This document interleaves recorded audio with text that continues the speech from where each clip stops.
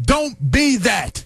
Don't represent yourself that way. Don't represent your sport that way. Don't represent your family. That means your team. That means your family name. Anybody who follows, loves, and respects and watches you play, you have a duty. You have a duty that you must uphold every single time you put on your pads and every single time you hang them up. It does not stop when you leave the field, nor does it begin when you walk on it. These are things that you take with you for the rest of your life. This is much bigger than football or any other sport that anybody may play. This is about your life. You take these messages, you take these lessons, and you apply it to your life.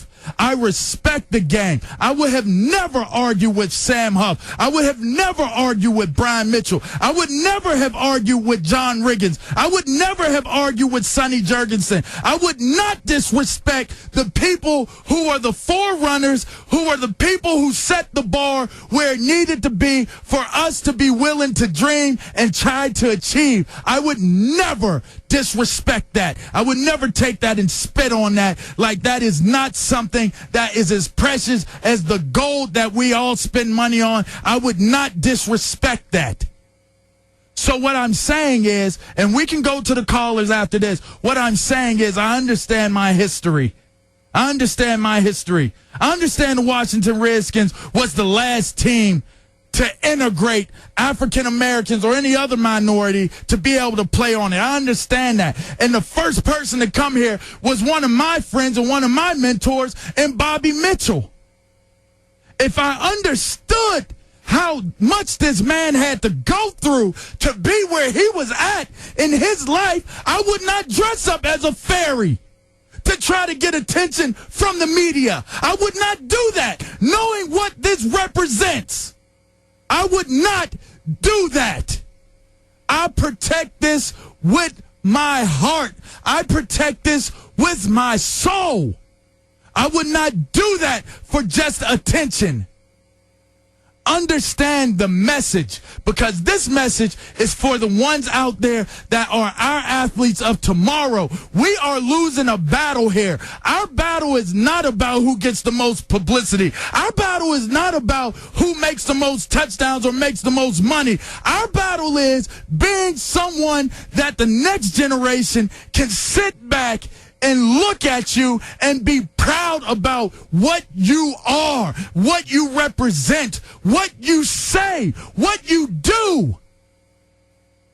That's what's more than all of those things.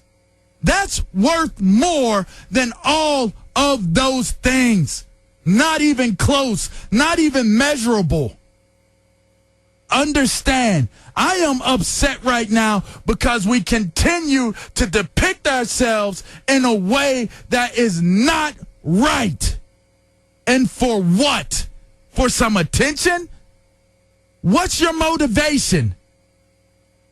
I am an unselfish individual. I will end it with this. You want to talk about leadership and money?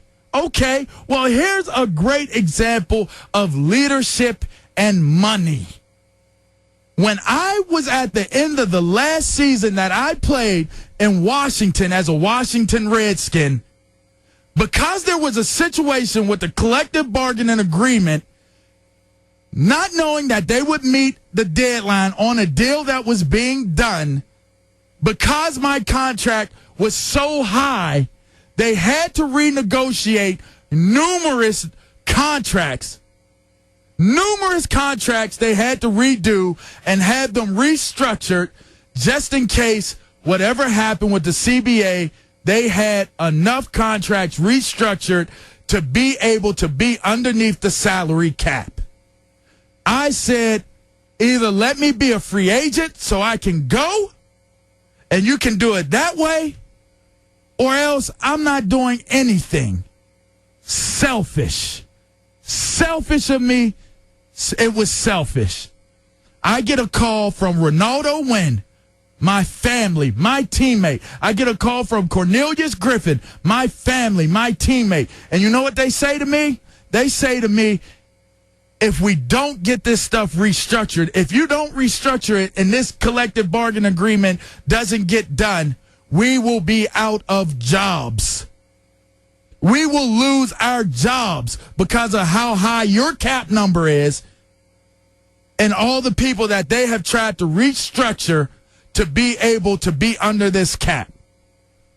Okay, so if that's the situation, you're telling me these are my teammates. These are my soldiers. We go to war together. I humble myself for a greater purpose, and I called the Washington Redskins, and I told them there would be one condition, that I would restructure my contract. If you think I'm lying, you can call Joe Gibbs. You can call the Washington Redskins.